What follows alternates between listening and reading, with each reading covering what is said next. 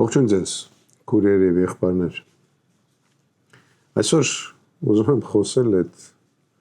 եվրոպական միջոցառման մասին Հայաստանում։ Գիտեք, ամեն ինչ հասկանում եմ։ Բայց չեմ հասկանում Զելենսկու ընդունելությունը Երևան։ Ուկրաինայի նախագահան ոտք չպետք է դներ Հայաստանի Հանրապետություն։ Եթե նույնիսկ մենք թուրքերի հետ գիտենք ու կռվում ենք, ասեմ ձեզ, որ տասնյակ տարիներ ուկրաինացիները, Ուկրաինայի ավելի շուտ ղեկավարությունը ոտնձգություններ ասելը շատ քիչ է մեր դեմ իրագործելը։ Դեռ 90-ականներին ուկրաինացիները ադրբեջանցիների կողմից կռվում էին մեր դեմ։ Ուկրաինացի հայտնի դիպուկահարները խփում էին մեր զինվորներին, մեր ֆիդայիներին։ Ուկրաինացի լյոթչիկները այն ժամանակ ռմբակոծում էին Ստեփանակերտը, ռմբակոծում էին Գորիսը, Կապանը, Նոյեմբերյանի հատված, Գեղարքունիքի հատված։ Եվ այդ թվում հասարակ քաղաքացիներ էին զոհվում։ Շատերը կասեն, ինչի ուկրաինացի լյոթչիկները, որովհետև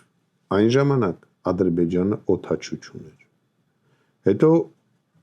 ուկրաինացի թե դիպուկահար, թե ավիացիայի գծով հրահանգիչներ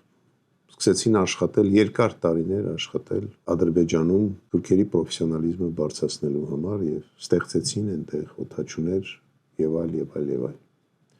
Դիպուկահարները շարունակում էին աշխատել մեր սահմանի վրա։ Տենց էլ չհեռացան, նույնիսկ 90-ականի պատերազմից հետո։ Եվ կհիշեք են դիպուկահարների պատերազմը, որ այդպես մենք կոչում էինք, մեր լրագրողներն էին ասում 12 թվականին մեր դեմ աշխատում էին ուկրաինացի դիպուկահարները։ 16 թվականին մեր դեմ կռվում էին այդ թվում ուկրաինացիները։ 20 թվականին մեր դեմ կռվում էին ուկրաինացիները, որսորային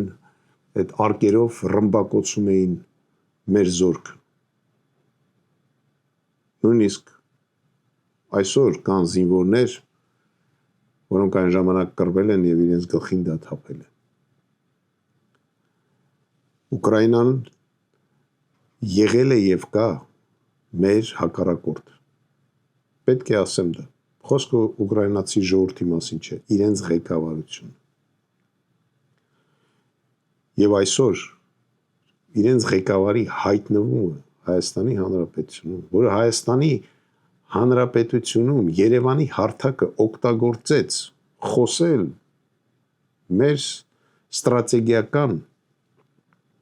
ընկեր Ռուսաստանի դեմ Մոսկվայում պարադի ժամանակ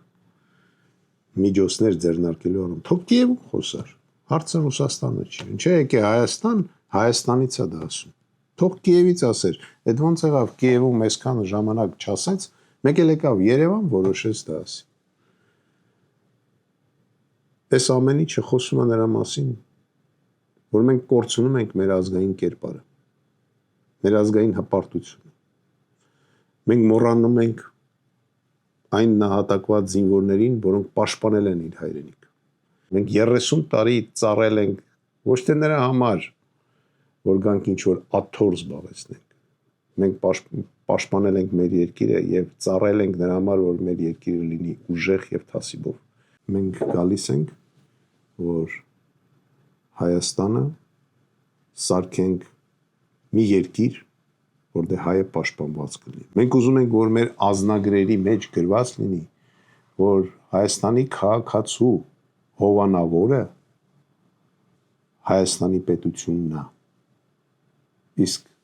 Նիկոլական այդ անձնագրի մեջ այդ կետը հանած է։ Այսինքն մենակ Հայաստանի տարածքում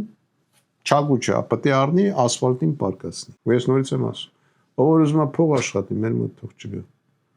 Ով որ ուզում է գնա Ալիևի քամակը պատճի, թող մեր մոտ չգա։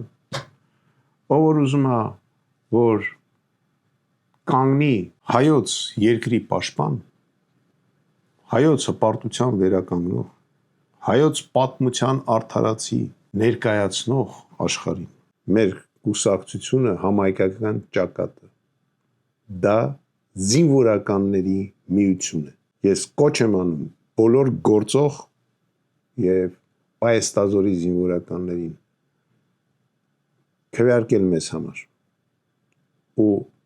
պաշտպանված է լինելու ոչ միայն երկիրը, պաշտպանված եք լինելու այդ թվում դուք ձեր ընտանիքներով եւ դուք լինելու եք հայոց ազգի հպարտություն։ Քվեարկեք, մենք